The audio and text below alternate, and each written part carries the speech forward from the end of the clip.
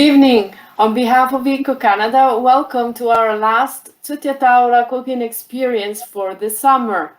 This series of Tutti a Tavola was promoted and financed by the Italian Ministry of Foreign Affairs and International Cooperation, carried out by Assocamere Estero in collaboration with the Italian Chambers of Commerce abroad to strengthen and to protect the authentic Italian products. So thank you to all our partners in Italy who made this program possible. Tonight, the Loft Cooking School at Longos is back with us as our sponsor. Longos is celebrating their 65th anniversary this year. Founded by three brothers, Longos first opened their doors in 1956 and are now operating 35 stores as well as Grocery Gateway, their home delivery service. Longo is home to 6,000 team members, as well as 3 generations of Longo's family members. And Longo's is the place to go for all your groceries. There you will find the best ingredients, including a wide selection of authentic and certified products from Italy. Tonight, Longo is offering again 2 $100 gift cards, which will be drawn at the end of the class. Just stay connected until the end and cross your fingers. The winners will receive an email notification from my colleague before the end of the week. Congratulations to Angela from Mississauga and Bruce from Charlottetown, Prince Edward Island, the lucky winners of last week's draw. Tonight, Chef Roberto Fracchioni will help us get ready for an authentic Italian picnic with a variety of meats and cheeses and a fresh and super tasty salad. Throughout this Tutti a Tavola series, Roberto had been giving us so many insights on products and recipes and so many useful tips and suggestions for cooking preparation. And I would like to thank him for being with us on your behalf as well, if you agree. Tonight, we welcome back our special guest, Susie Durigan, who will be in conversation with our chef. Susie is a trained chef herself, a food blogger, a part-time culinary instructor, a food brand ambassador, a wannabe farmer, a mom, and a wife. Susie shares her recipes and food stories on her personal blog, Just Crumbs, and a while back she began a movement called Bake It Forward, where she delivers homemade baked goods to people she values. Before I leave the stage to Susie and Roberto, I would like to ask you if you could please complete a survey we will be sending out to you in the next few days. We thank you in advance for your feedback and comments. It will be extremely useful for us to help us plan for the future. And now it's time to start the class. So over to you, Susie and Roberto. Hi, Susie. How are you? Thank you for coming back. Hi, Roberto. Thank you for having me. That's great. Hi, Roberto. Ciao, Tiziana. So let's start our picnic. Yes. Okay. Susie, how are you? Everything good? I'm great. Excellent. How are you? Some pretty good food. Actually, you know what? I'm really not cooking much today, so I'm gonna try to not make it boring. It's about assembly more than anything today. So yeah, there's gonna be a lot of time to talk products though. So if there's any questions about products, please throw them at me because yeah, there's gonna be some time. Excellent. Cool. Okay. So basically what we're doing today is we're making what I usually call a Panino della Madonna, but it's kind of mildly blasphemous. So we just went with like, Panino Completo. So this is basically, I just strolled through the aisles of the Longos and grabbed all the DOP products and all the IGP and beautiful products that I buy regularly there. And we're just going to jam it all into a sandwich. Sounds good to me. Sounds really good. Okay, so first, there's a couple things I want to get started first. So first thing I want to do is work on the onions that we're going to be using in our bean salad. So I'm doing a little bean salad today because, when you go on a picnic, you need, a little extra protein, some kind of vegetables, so you sort of feel like you're eating somewhat healthy and getting some nutrients. But I can't stand raw onions. I don't know.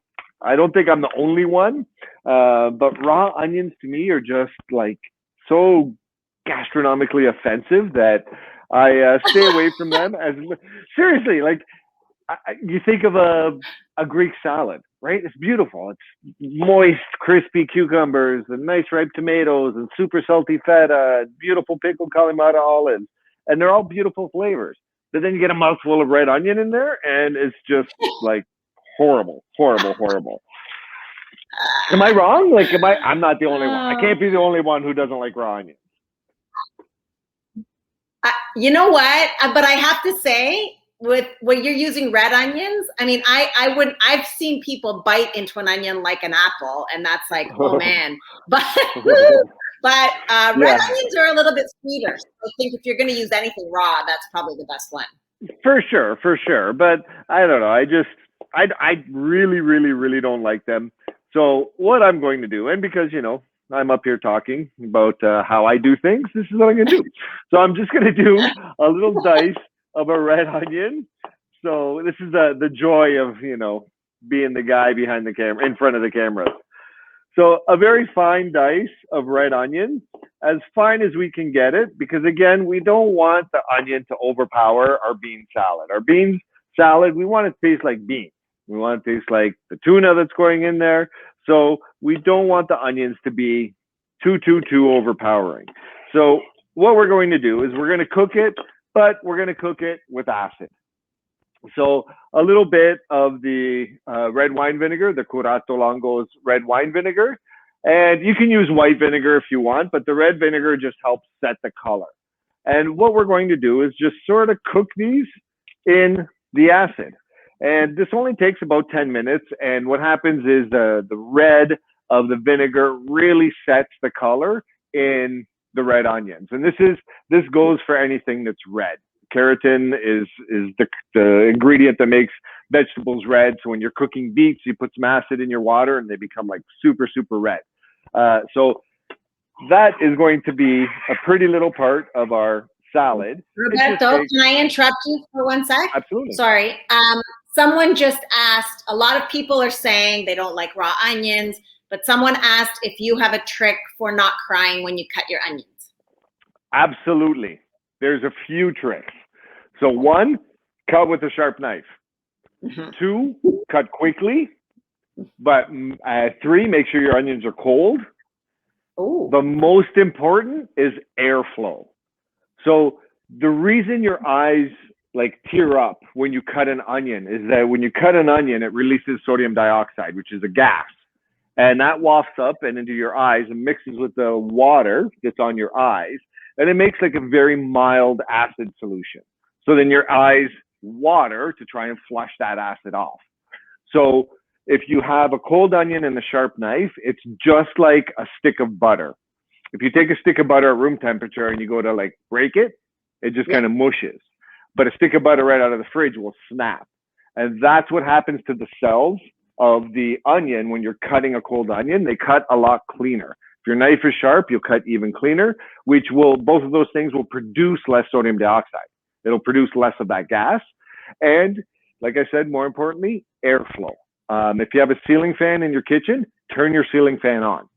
And just having a little bit of airflow moving around makes a world of difference. When I used to have to do, I remember julienning a 50-pound bag of onions in restaurants, and I would just bring a little fan, like one of those little oscillating fans, and stick it on the prep table in front of me, and just basically blow air over top of the onions, and it blows away most of the sodium dioxide, and you don't tear up. And I'm super sensitive to it, but if I do those things, then I never cry. Well, about onions anyway. Okay, hope that helps. That was awesome. So we are going to move on to the only other ingredient, actually the only ingredient that we're actually cooking today, and that is a little bit of a radicchio. So this is just a head of a radicchio that we are going to grill. So the way I'm going to grill it, it's a little bit time consuming. It's like 3 steps as opposed to just one, throwing it on top of a grill, but it makes it super tasty. So I'm just going to peel off the outer leaf because the outer leaf is a little bit, gets a little bit beat up sometimes. I wasn't so gentle with it. It happens. Now I'm going to shave off the root, but just as little as I can, just to get rid of the little browny bit of the root, so that you get a nice white root. You don't have any of that funkiness going on. And then I'm going to cut it through the root and trying to keep as much of the core, this core of the radicchio intact, because that's going to hold it together while we do our grilling. So I'm going to cut it into small sections, small little wedges. I'm going to try and cut it all the way through. And I just sharpened my knife. So there we go. And you're going to lose little bits, like, you know, a little leaf will fall off here or there. Not the end of the world. Feed it to your dog. He'll be happy. Everything's good. And now we take our radicchio and we just put it into a bowl, or you can put it onto a baking tray if you really want to be serious, but I find a bowl works just as well. And we drizzle it with a little bit of olive oil. So just a little bit. You don't want to drown your radicchio. Just a little drizzle of oil. Give it a toss. And I like to let it sit here for a minute. So this will just sort of give it a minute or two to absorb some of the oil. So again, not a ton of oil. Don't drown your radicchio. You just want a little bit on there to help transfer the heat from the pan onto the radicchio and to give it a little bit of charred sort of flavor. Chef, so I have a question. I picked one of those from my garden yesterday. I did, and I had it for dinner. I did. I have 3 more left. Awesome. What type of radicchio is that? And if you can tell everyone what the difference between that one and the regular radicchio is. So this is just like a regular radicchio. And then the other one that we see quite a bit in the store is the Treviso radicchio, the longer one. The longer Treviso radicchio is a lot nicer to eat raw. It's not as bitter and it has a lot more moisture.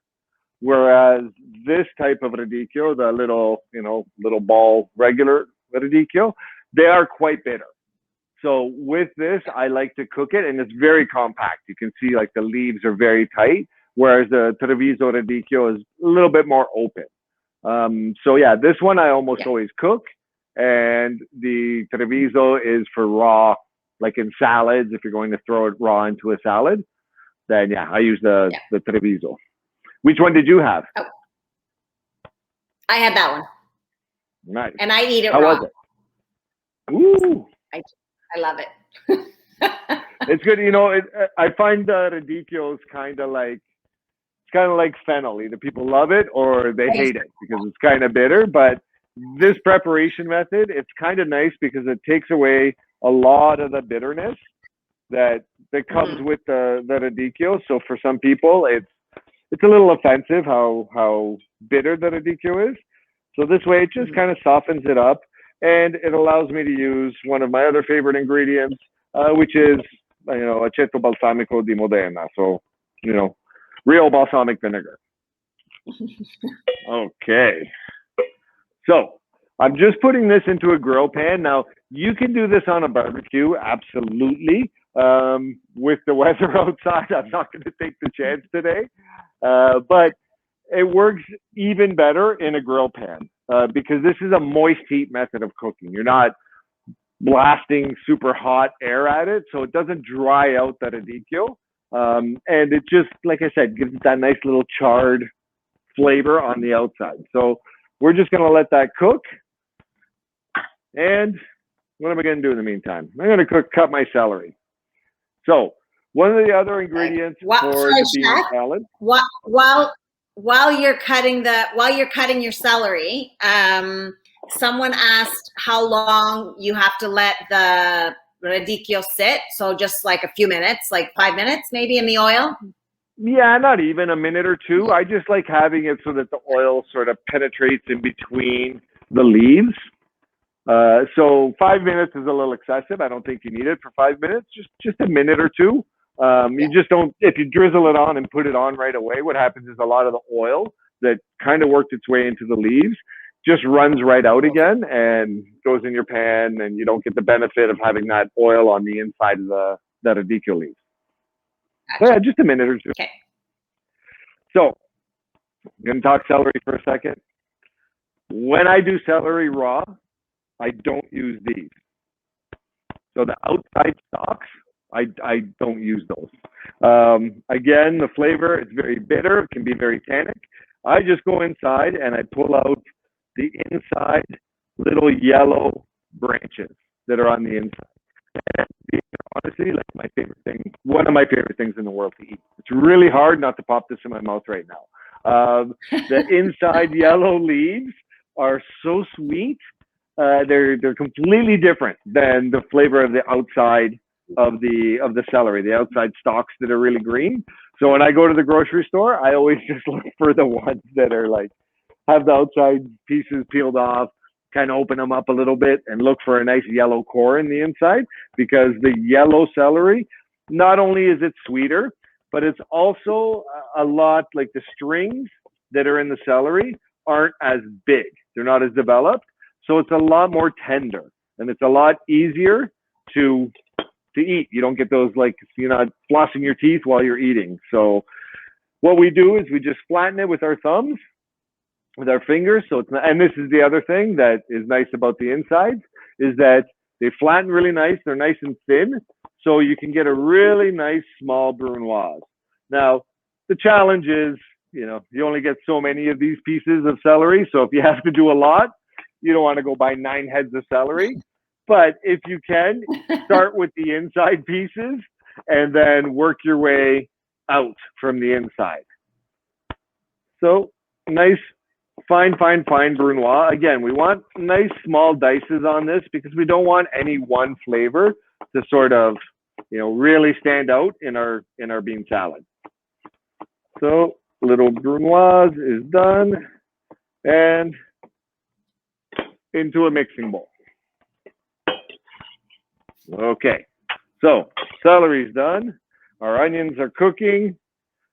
What else do I have to do? Our radicchio is cooking. Our meat is there. Yeah, we're going to start cutting stuff. Actually, no, we'll do the beans. We'll keep going with the bean salad. How's that? So we have our dice of very small celery, and we're going to start adding our beans. So these are the beans that I chose for today's bean salad. These are the Longo's organic brand beans, and they're really, really awesome. Now, a lot of people are anti-canned beans. They think you should take, dried beans, soak them overnight. You absolutely can. There's nothing wrong with that. What I like about these beans, one, they're organic. 2, they're already cooked, so I don't have to stand around. I don't have to remember to soak them overnight. It's just you open the can and you go. The best part about this is that they're not super mushy. And that's what I find with a lot of canned beans, is that they're really, really over processed. But these, like the chickpeas, still have a nice, like I have to squeeze them to get them to crumble. So they still have a nice little bite to them, and they're perfect for this salad because they won't get too mushy and won't get all like, turn into a mashed potato consistency. Now, I've already rinsed these very, very, very, very well. And this is the one thing when you're dealing with canned beans that you have to remember. When you open up the cans, you'll see that kind of, slimy goo in the bottom of the can. I think that turns a lot of people off. I really do. But it's really easy. We have to remove that anyway. You have to rinse your beans very well because that is like a lot of fiber, a lot of, how do I say this politely? That is where you get the unwanted repercussions of eating beans, is from that, I don't want to say slime because it sounds bad, but it's slime. So if you don't wash that off, you won't enjoy your beans. Yeah. So make sure you give them a really good rinse and just do a little mix.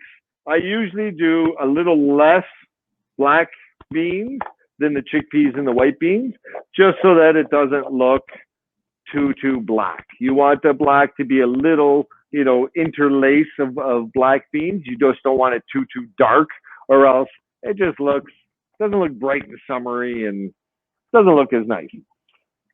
So flipping my radicchio. I don't know if you can hear it, but it's starting to sizzle now, which is what we want. Roberto, while you're flipping your radicchio, someone asked if, and I think I know the answer. Well, I know the answer.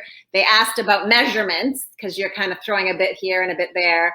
And I would say, if I can speak for you, that sometimes part of what we do as people in the food business is we want people that are watching to be able to make things like this and do it like you do. If you love celery, then you put tons of celery. If you love black beans, do all black beans. But people are asking about measurements a little bit, so yeah, that's right. That's right on the money. Like, I always say recipes should always be considered guidelines. They really should.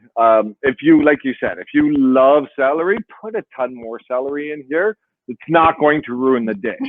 If it's squid ink, then maybe follow the recipe because it's a pretty big flavor. But when it's a little bit of celery, you're not going to ruin the dish with a little extra celery or a little less celery.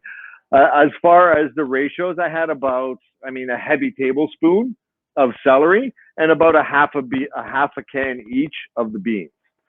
So probably about 2 cups of beans and 1 tablespoon of the diced celery. But again, it's all sort of, you kind of do it by eye. Like I said, it's cooking. It's one of the beautiful parts of cooking is experimenting and playing and having some fun and taking what I'm doing, but making it your own. You can put carrots in here if you want. I don't. I just wanted to keep it very, very kind of mellow flavor-wise. So if you start adding carrots, then you got to kind of add. You can get away with adding some sage. You can build some bigger flavors into it. But I'm keeping it super simple with the beans, the celery, pickled onions, parsley, olive oil, and vinegar, and that's it. So again, but play with it. Have some fun with it. Add other stuff. And I think, Roberto, I don't know how you feel about this, but I know like the only thing that I would think, when you go to culinary school, there's specific measurements for like a vinaigrette, right? And I know like it's more oil to vinegar, but like I even say to people, I love vinegar. So mine is always half because I love vinegar. It's never more oil than vinegar, but I know if I'm cooking for a crowd, then I tend to go back to like the real way, right? So. Yeah, it's one of the challenges in the restaurant as a chef, right? Because we cook what we think is good and what we think is perfect.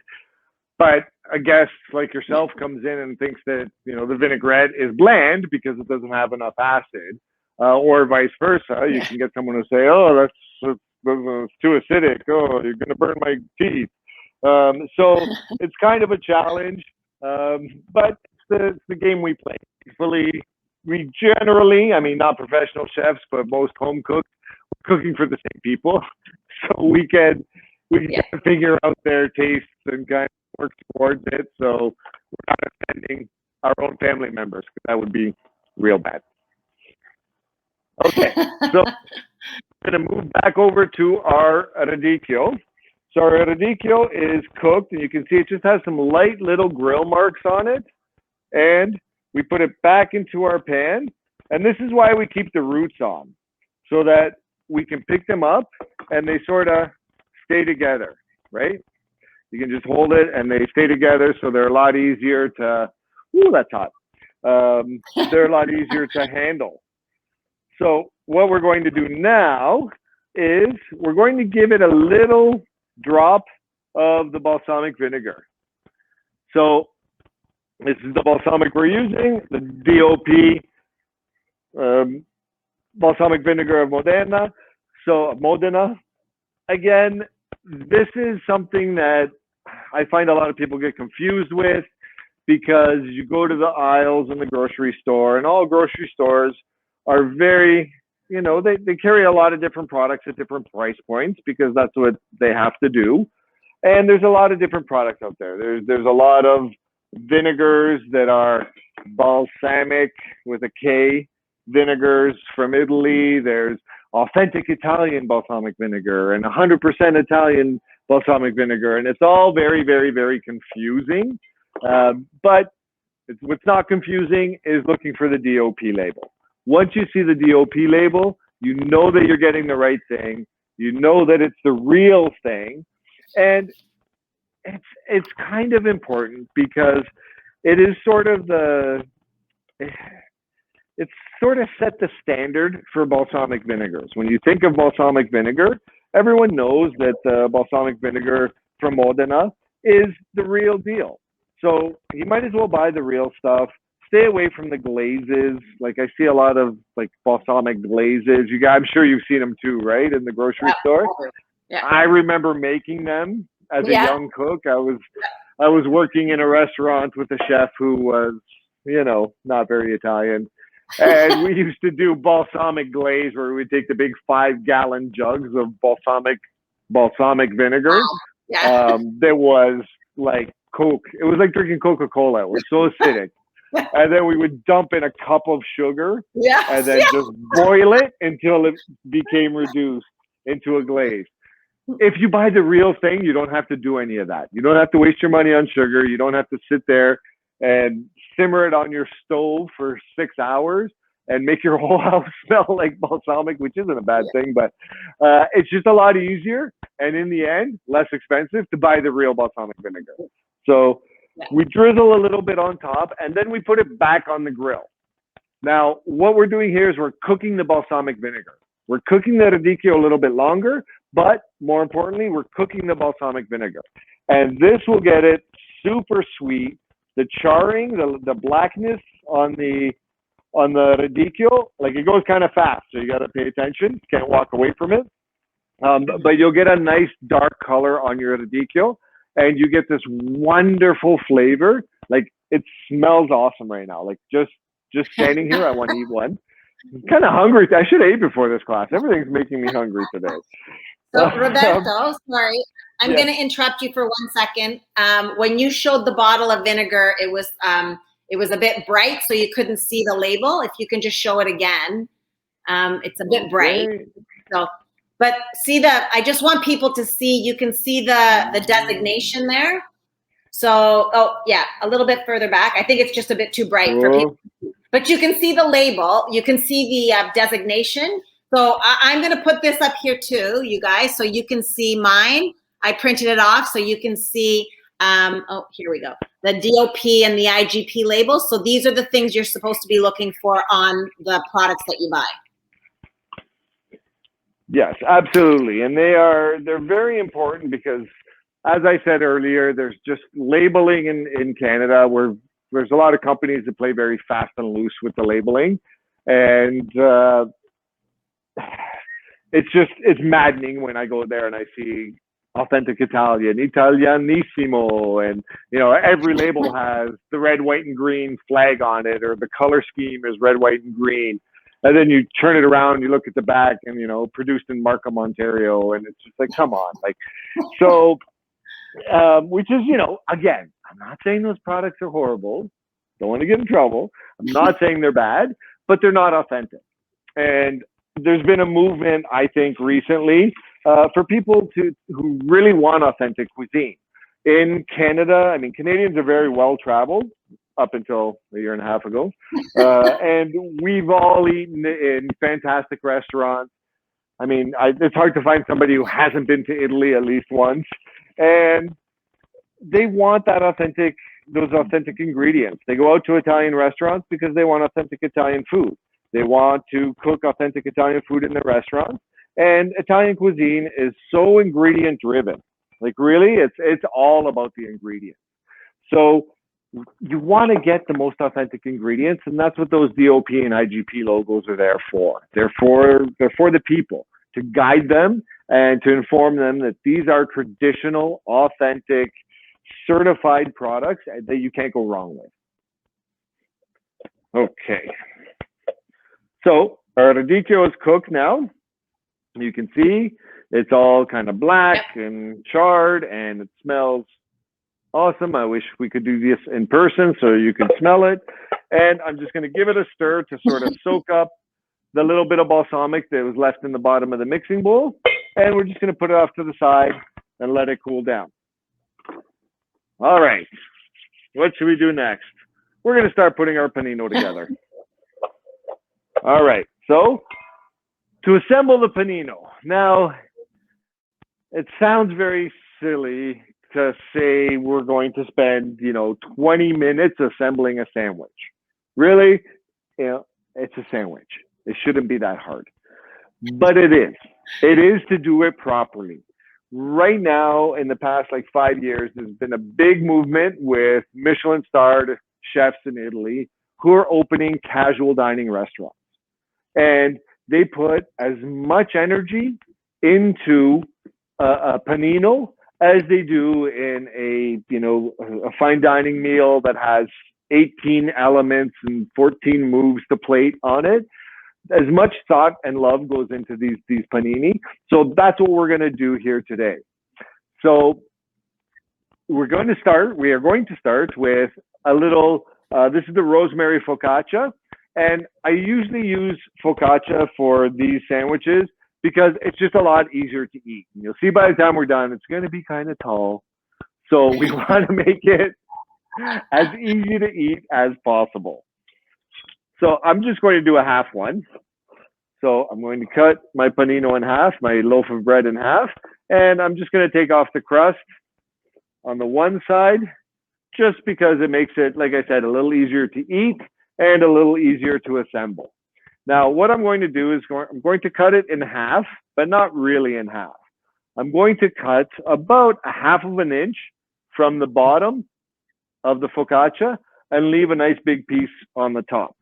And the reason is I am going to, once I'm done, if I don't cut my fingers, is I'm going to take this top piece and I'm going to remove some of the bread.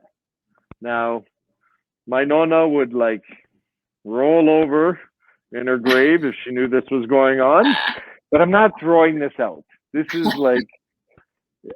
perfect snacking bread.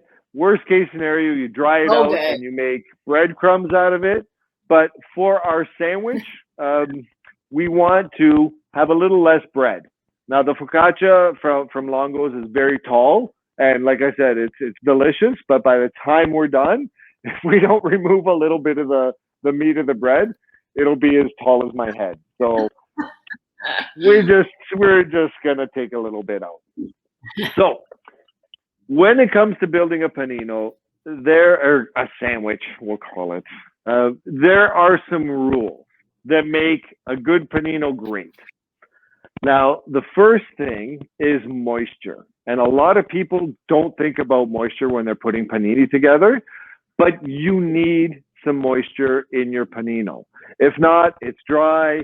You kind of chew it. The bread sucks up a lot of the moisture that's in the meat or the cheese or whatever else is going into it. So we want to make sure that we have a little bit of moisture directly on the bread. So the first thing I'm putting on is some of this, the flame roasted red pepper sauce. Now, this is something I discovered, I don't know, probably about a year ago. And I love this stuff. I use it all the time on everything. Now, you can use roasted peppers. The reason we're using this is for the sweetness of the peppers, a little bit of vegetal sort of elements to the sandwich, but also for a little bit of spice. This does have a little bit of spice to it. So we're going to add a little bit just to give it a kick. And again, if you want it really spicy, put more in. You can put some andouille in here if you want too, something just to give it, if you want to give it a little bit more spice, but this is just sort of medium spicy. And you'll notice I don't pour it right onto the bread. If I do this, it's going to go glug, glug, glug, and I'm going to end up with this big, giant, super saturated spot. So we put our sauces on with a spoon evenly.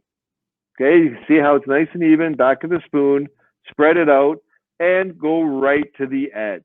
This is one of the golden rules of making a fantastic panino, making sure that all of your ingredients are even, that you build it up evenly.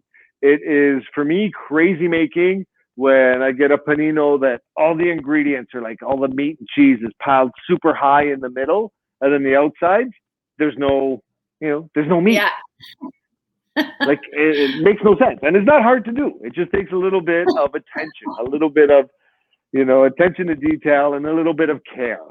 So our sauce goes all the way out to the bottom, and we make sure we put that on the bottom because, like I said, the bottom needs to absorb some moisture. It's always a little bit, drier than the top side because it has more heat contact in the oven. So we want to make sure that we get our sauce on nice and even, but not puddling on your bread. So our sauce is down. Now we start putting in all the good stuff. The temptation here is to put a ton of meat and a ton of cheese onto your sandwich because you grab, I don't know, we'll start with the prosciutto. So you get some beautiful prosciutto di Parma. So DOP, prosciutto di Parma. This was sliced at the deli at Longo's. So you just ask them to slice it as thin as they possibly can. Usually, they're getting pretty good at it. When they get the prosciutto, they're usually pretty quick to turn their dials down as far as they go. But we want nice thin prosciutto. So it's delicious. The first thing you do is you take a piece off and you taste it because that's what you do as a chef. And then you say, oh, wow, this is great. I'm going to load my sandwich up with it. But you have to be careful because if you're not careful and you don't show a little bit of restraint, then you end up, like I said, 3 inches of meat and it'll just taste, because then you taste the prosciutto. Okay, you put 19 slices on. Then you move on to the next meat and you're like, okay, Coppa. Oh, I love Coppa. Oh, this is delicious. And you put 100 slices of Coppa in there. And by the time you're done, it's just too big and it's just all the meats are in there fighting each other for flavor. So take it easy, just a couple slices because we're going to do a lot of layers with a couple of slices. So Roberto, the next cheese, yes. I have one question. The red pepper sauce is Longo's brand, right? Yes. Okay, someone asked what brand it was, so I was just double checking. Yep. And I know I'm just flipping a little bit back to the balsamic vinegar. What does it mean? The label on the balsamic vinegar, what does it mean to the balsamic vinegar? I know you spoke last time. Some of these people are new and maybe didn't come to the other classes. So I know you talked about DOP and IGP when it comes to cheese and meat, but what does it mean when it comes to vinegar? Well, I mean, DOP and IGP are, the rules are the same for all products, whether it's meat or cheese or vegetables or, preserves, condiments, whatever it is. And it is a European designation. It's not an Italian designation. It's a European designation where an independent association determines whether your product is worthy of the DOP or IGP logo. And in order to get the two logos, you have to prove that it is a traditional product. You have to prove that it has, history, that it's not, something that your nonna made, so you want to make it and call it DOP. It has to have a history. 3, you have to adhere to the rules and regulations that are determined by the DOP and IGP consortium, or by the designation, the governing body. And for example, with the prosciutto di Parma, I'll use that as an example because it's here. Everything from the aging of the meat, the breeds of the pigs, where the pigs are raised, where the pigs are born, the feed that the pigs are given, how it's dry cured, where it's packaged, all of that has to be very clearly defined and has to be adhered to. If you break any of those rules, then you cannot get the designation. And you lose that designation and you can't sell your product as a DOP or IGP. The difference between the two is that with DOP, every single step of the process has to be carried out in a very specific region. So for prosciutto di Parma, for example, it's the region around Parma. It's about the square footage or square kilometerage of the GTA. So that means that the feed for the pigs themselves, the curing of the meat, the aging of the meat, all has to be done in that little area. if one of those steps are not carried out in the area, for example, if the feed for the pigs come from a different region of Italy, then it cannot receive the DOP designation, but it can apply for an IGP designation. So IGP refers to the fact that one of the steps of the process, and it can even be packaging. If, for example, someone doesn't have packaging facilities and they take their product and they have it packaged in a different region, then it can only be IGP as opposed to DOP. Regardless, they're what it boils down to is they are seals of authenticity and seals of quality. You're guaranteed to get a superior product if you're using the DOP and IG products. And again, it's not just Italian products. If you go to Longo's, they carry Greek DOP olive oil, there's Spanish DOP olive oil. It's not just Italy. It just happens that Italy has more IGP and DOP products than any other country. Right. Great. Thank you. You're welcome. I don't have to keep going, do I? Because You're good. You're good. Okay, so what we're going to do now is we're going to move on to our first cheese. So our first cheese that we're going to use is a little provolone. So provolone, very classic Italian cheese. And we're just going to, again, put a couple of slices. Don't get carried away. But see how the whole bun is covered? The whole piece of bread. It's not like this, 2 slices, that. No, you don't want to do that because then that person over there gets cheated. Or if that's your last bite, then it's not the same as your first bite and you say, oh, that's not cool. So now move on to our next meat. So on top of the prosciutto, we're going to do some prosciutto cotto. So prosciutto cotto is cooked ham. So in texture and appearance, it's very similar to, what we consider Black Forest ham or ham, regular ham, but it's prosciutto. So it still is cured, but it's not cured as long as prosciuttos from Italy, like the regular prosciutto crudos. It's just lightly cured and then it's steamed. So it's actually cooked and it is a wonderful, wonderful, wonderful piece of cured meat. Now, one of the things that I'm doing here, when it comes to putting the sandwich together, is I'm using a combination of cured meat and cooked meat. So there's 3 cured meats and 2 cooked meats. The reason is if you just layer it up with prosciutto and Coppa, then it's kind of, it's a little bit tough. It doesn't have the depth. It doesn't have the complexity that we want to go for here. So our next ingredient is a little bit of Grana Padano.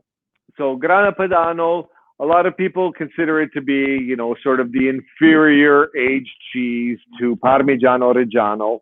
It is not. Anyone who thinks that is just very uninformed and you should not be friends with them. It is a wonderful cheese when it comes to, sorry, I'm being a little dramatic. It's my I agree. So it is a superior cheese when it comes to eating, like on a charcuterie board. I always use Grana Padano as opposed to Parmigiano Reggiano. Again, it's a DOP product, so following very, very strict rules.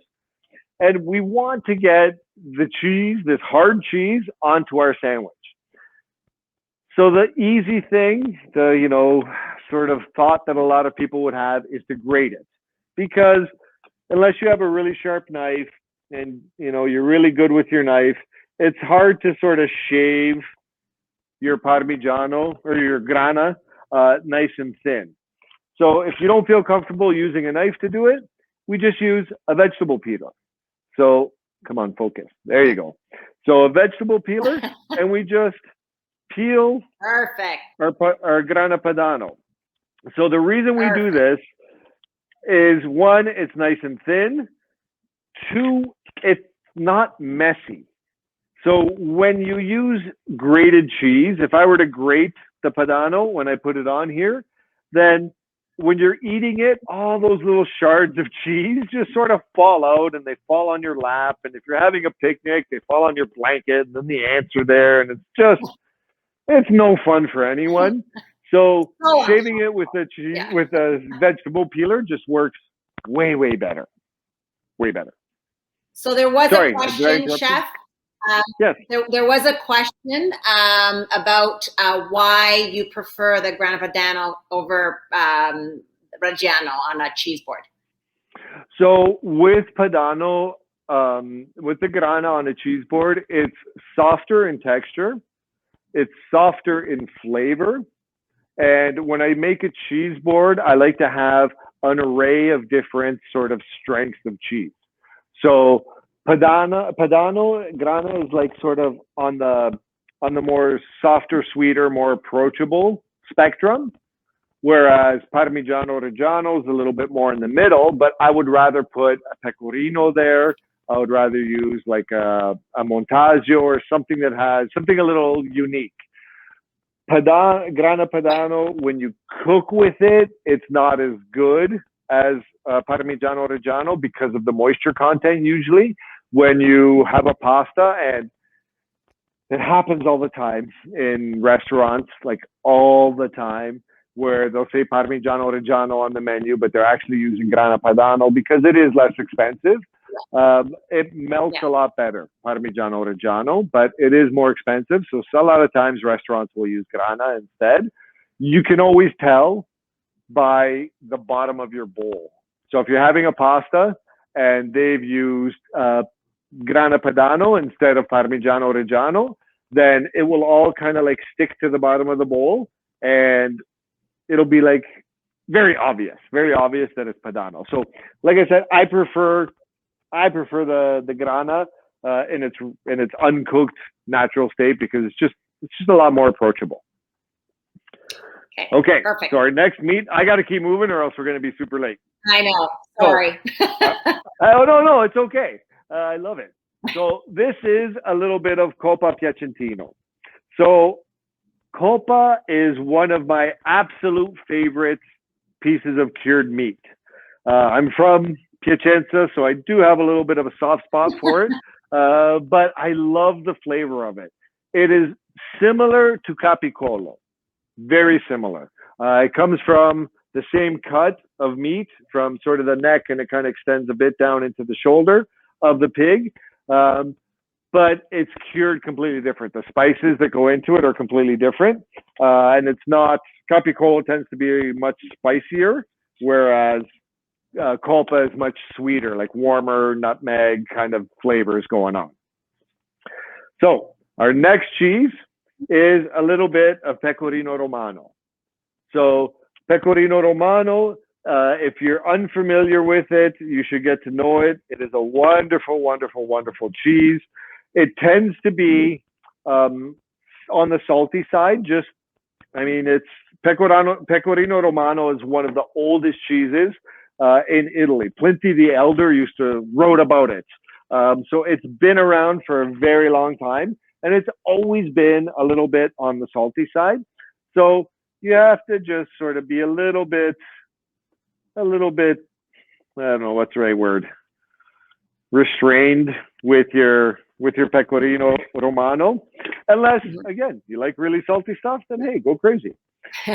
And you can see the way Chef, that I don't want to keep interrupting you. Sorry, there's a ton of questions, and I just want to make sure that you're staying on time because you've got like 9 minutes before the end of the class.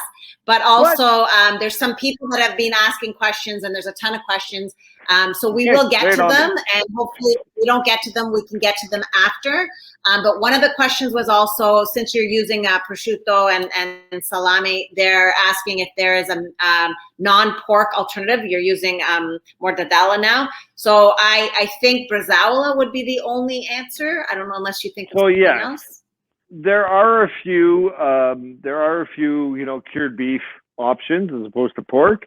Absolutely. So bresaola is sort of the go-to for that. It's dry. You just have to be careful with it because it really needs to be sliced super, super, super thin, or else it's really tough. And the whole idea here is we're building all these layers in so that we have a piece of, a sandwich panino that is easy to eat. We don't want to be wrestling with it. So a little bit of Parmigiano Reggiano now. You can keep going with the questions. Okay. I know we will answer some of the questions, but this is going back to the DOP and IGP. Is it possible for a product to be both? If so, is there a price difference or quality difference? For example, balsamic, if you have them in two different versions. So can a product have both? Yeah, generally there is a bit of a price difference between DOP and IGP, but not always. DOP, because there's usually more rules to follow, usually carry a bit higher of a price tag, but not always. It's based on the product and based on the producer. You can't have both because either everything was done in a certain region or it wasn't. So it's one or the other. Okay, so now we're putting on our radicchio, and the little root that we kept on, I'm not going to remove it because it is soft enough now that you can eat it without any problems. So we just layer this on, and this does a couple of things. One, it gives us a little bit of bitterness because everything else on here is pretty fatty and pretty rich, right? The meat, the cheese, it's got a lot of heft to it. So we're adding this just to kind of cut through some of the fat on the sandwich, but also put a little vegetables on there so, you know, your mama will be happy that you're eating your vegetables. So now when we put the sandwich back together, or when we put the top back on, you can see that the sides sort of wrap around and you have lots of space in here for all of this beautiful meat and cheese. Oh, I forgot one thing. For all the meat and cheese without making it way too big. So the other moisture element that we're going to add to the top piece of the bread is another one of my favorite Longo's products. Is the fig and olive spread. So I love this stuff, and I can't remember last time I made a sandwich where I didn't put this on. So doing the same process where we just spoon it on and spread it out nice and evenly all the way across, and then we put the lid back on.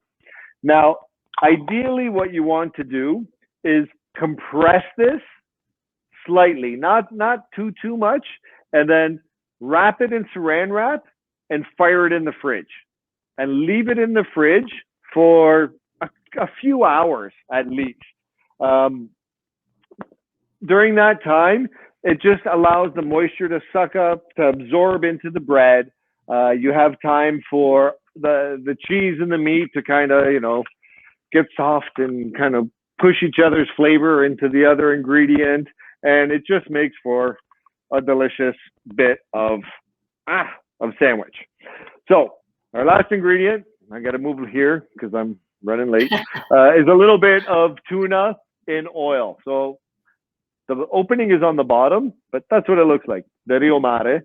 And I always select the one in oil as opposed to water. With water, you have to strain the water out of the cans before you use it, which is not a big deal, but the oil that is in with the tuna is pretty tasty. So we just want to use that oil, because if I wasn't using the tuna with oil in it, I would just end up dumping some regular olive oil into here anyway.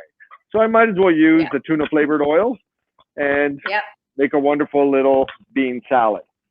Our two last ingredients in here. One is a little bit of white wine vinegar. So I'm sorry, the curato from Longo's. I don't know if you can see it. White wine vinegar. So I got a bad glare today. There we go. There it is. That's perfect.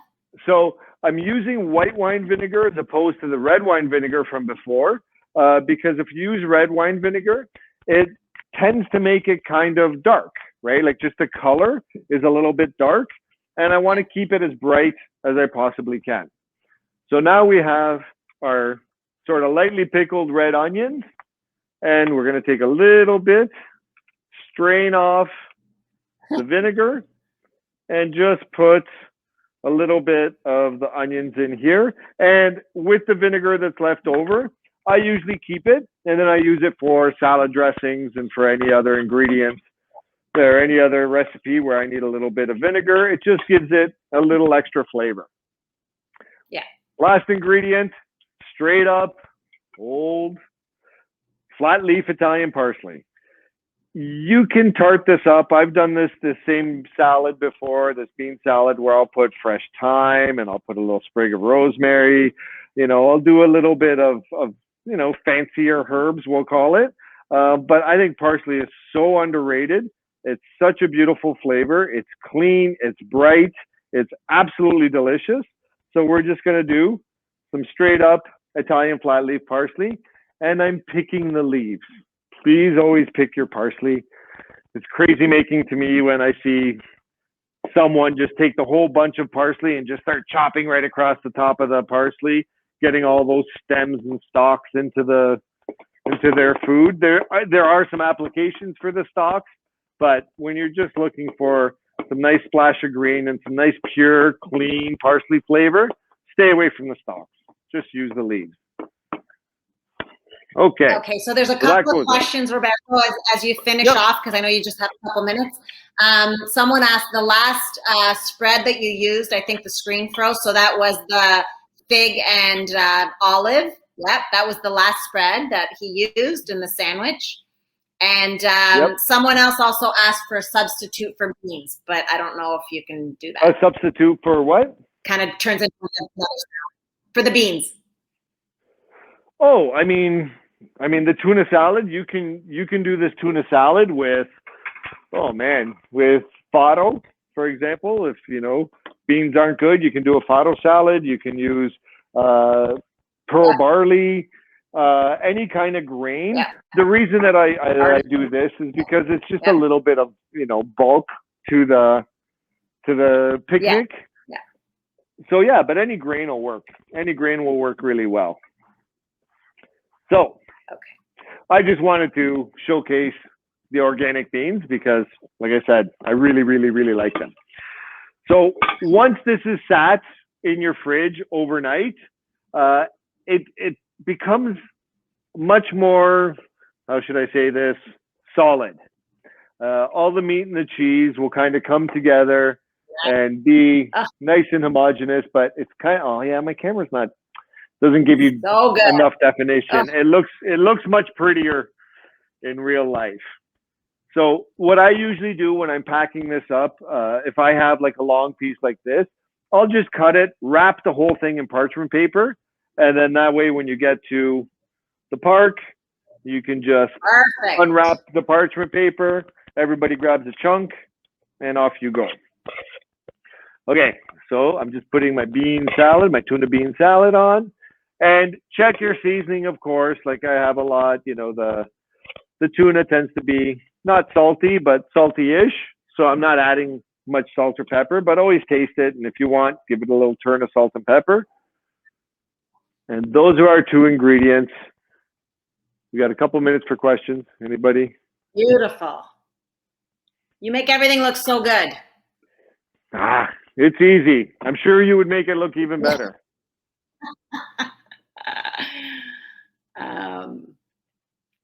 So no more questions? I think we're good. It looks like everyone loved it. Said that it looked amazing, simple, but yummy. It looks amazing. Actually, now we can start planning for our upcoming picnics, I guess. Hopefully the weather is going to be nice for the rest of the summer. Well, thank you so much, Susie, for coming with us for this last class of the season, of the summer. We really enjoyed you being with us. Thanks for having me. And of course, thank you. Thank you so much. And of course, thank you, Roberto, for all your recipes and all your insights and suggestions, tips. It was great. It was a great summer. So look forward to do this again in the future. I would like to spend just a couple of quick minutes. Would like to also Thank you, thank Longos for the Love Cooking School for being our sponsor for this time and this class and last week. But before I close, I would like to give the spotlight to my colleagues for once and show you who was behind the scenes at this time and who worked tirelessly to make these classes possible. So our thank you goes to Astrid, who collaborates with us for the True Italian Taste programs. Thank you so much, Astrid. Also, Ilaria, who takes care of all technical aspects of these live sessions. Thank you so much to you. She's connected actually from Italy today, so it's very late, and we really appreciate for her to be there. Thank you, Monica of the Event and Membership Department, Richard of our Trade Department, who always joins us to help us. Thank you so much. Of course, also thank you to Mary, Marisa, and to Corrado Paina, our Executive Director, who are not in the on camera. But thank you, everybody. It's been a great season, and thank you all, and arrivederci.